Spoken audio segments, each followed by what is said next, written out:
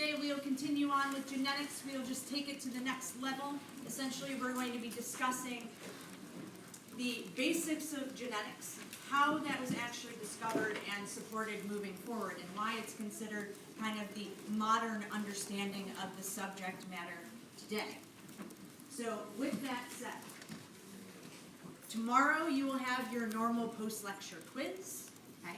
We will reconvene next week to continue our topic in genetics. Particularly, we'll focus on non-Mendelian genetics and genetic gene linkages.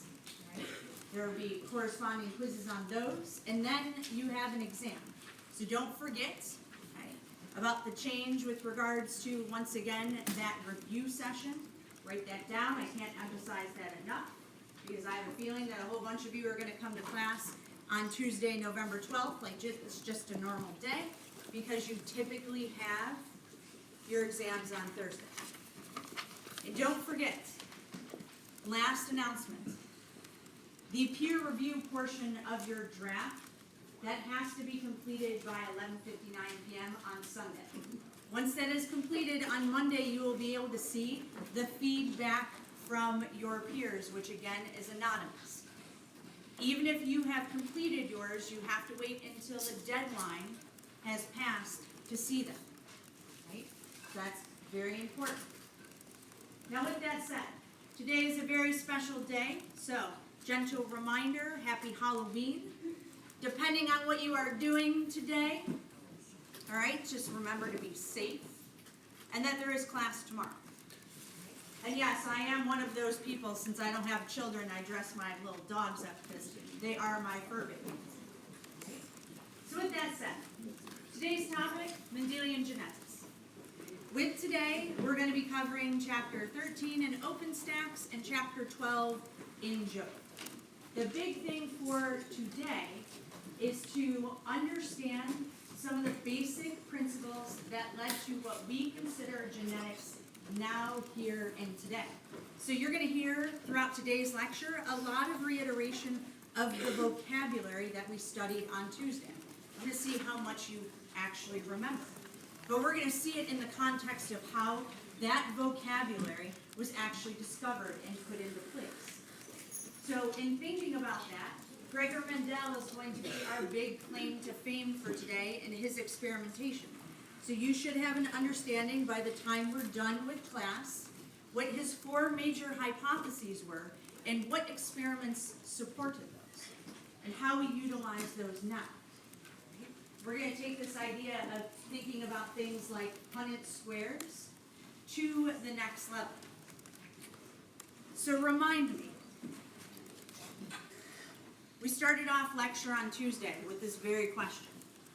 What is the definition of heredity? Yes, sir. Okay. Traits passed on by the parents, right? We're looking at kind of the passing on of information from generation to generation. How does genetics differ from that? Yes, ma'am. Perfect. When we think about genetics, we define that as the scientific study of heredity, right? It's actually looking at the genetic composition inside the cells and how that's being passed on, okay? Not necessarily just focusing on traits in general. Now, the father of modern genetics, we talked about him very briefly in class on Tuesday.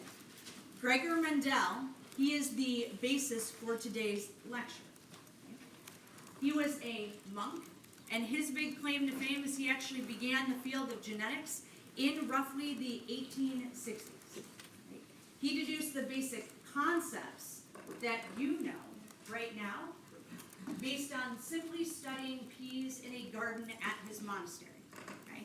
And this is really important because one of the things that I always find fascinating when learning about different scientists in class is typically when you learn about them, their backgrounds don't always correlate with the subject area where they are having major discoveries. So you can see, when we look at Mendel, he's physics, math, chemistry. There's not a whole lot of biology tied in to his background. So it's very interesting that he made major discoveries in this particular area.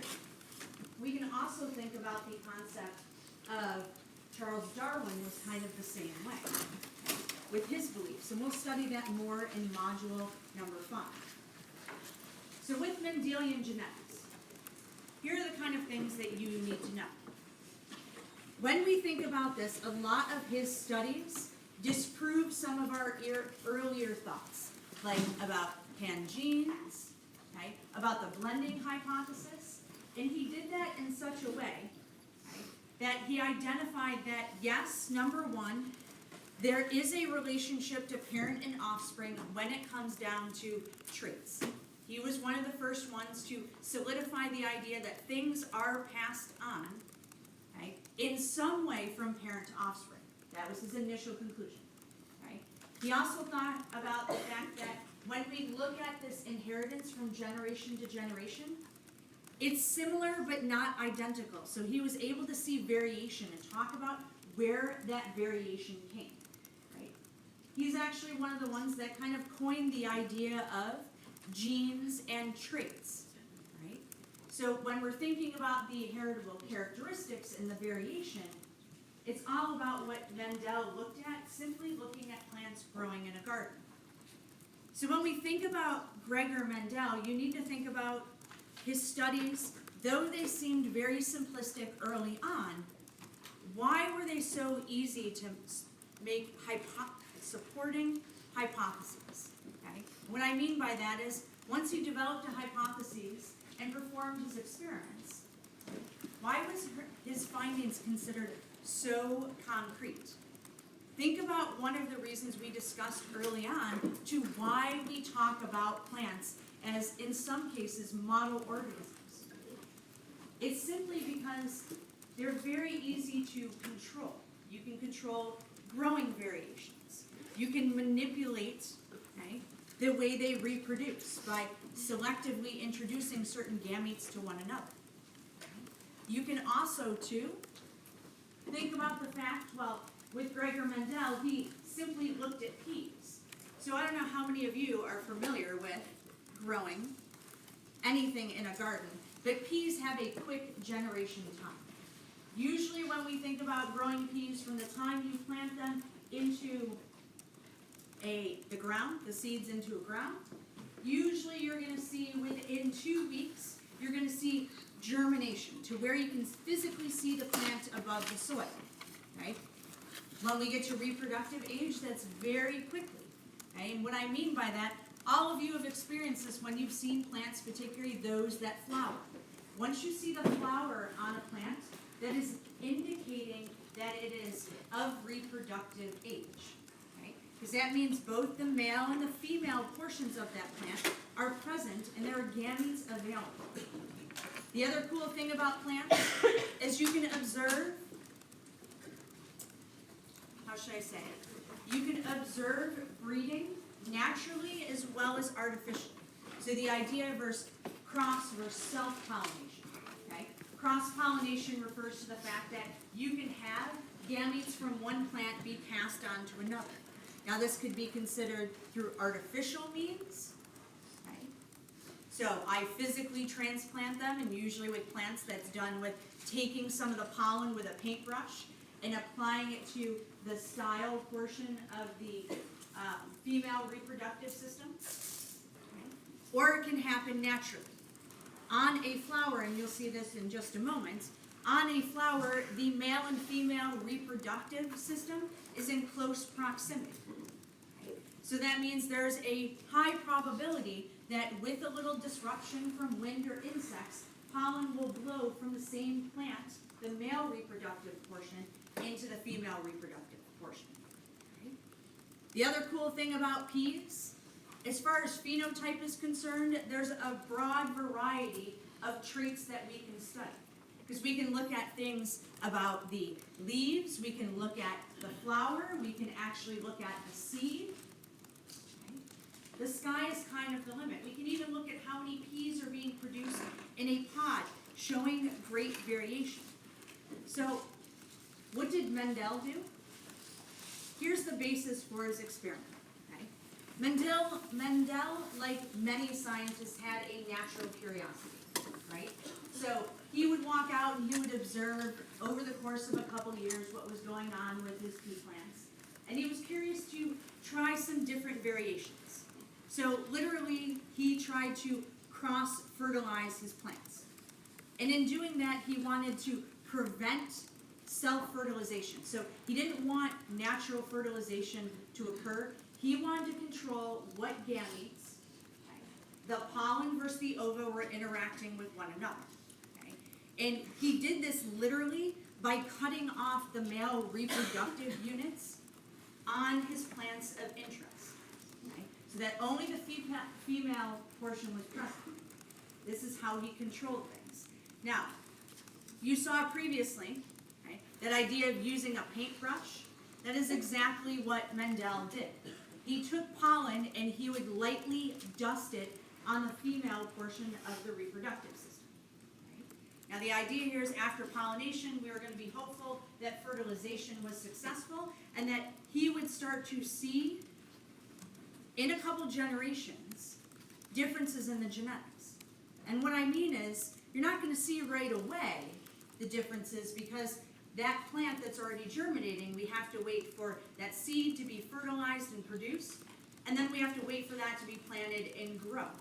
So typically his experiments took multiple growing seasons over time. All right? So this is what he's looking at. Now, during his studies, he not only looked at one generation, he looked at multiple generations over time. That's part of what made his findings so valuable, because his experimentation was reproducible. Not just by him, but by other scientists. So when we're looking at his studies, a lot of them will talk about the P generation, and then we'll refer to subsequential generations as the F. Okay? And they'll indicate them as F1, 2, and 3, discussing how many times past the original parent generation they are. So here we're looking at a single, okay, fertilization event. Parents interacting in that very controlled setting, okay, with cross-pollination from Mendel, the production of the offspring from that byproduct. Now, with Mendel, as I said, there's lots of varieties in his peas. He actually looked at 7 different characteristics, right? And with the characteristics that he observed, he was able to observe in the phenotype both dominant and recessive versions. Now you're going to find out that many of his conclusions initially resulted around the flower themselves, because it's brightly colored, it's easy to study. So for him to think about this idea of having a controlled setting of breeding, okay, he wanted to do more, ladies and gentlemen, than just do cross-pollination, where he was controlling the pollination. He wanted what was referred to as experiencing true breeding scenarios. Okay? Now, true breeding scenarios, typically this is used as a comparison to Mendel's study, because we're looking at the result from self-fertilization, which produces an offspring identical to the parent. Okay? Now, identical, you need to think about, is it identical in genotype or identical in phenotype? When we think about that true breeding scenario, we're referring to that P generation. Now the idea here is that the offspring of 2 different variants will produce what we refer to as a hybrid. Okay? So you may say, is this the same or different than our true breeding variations?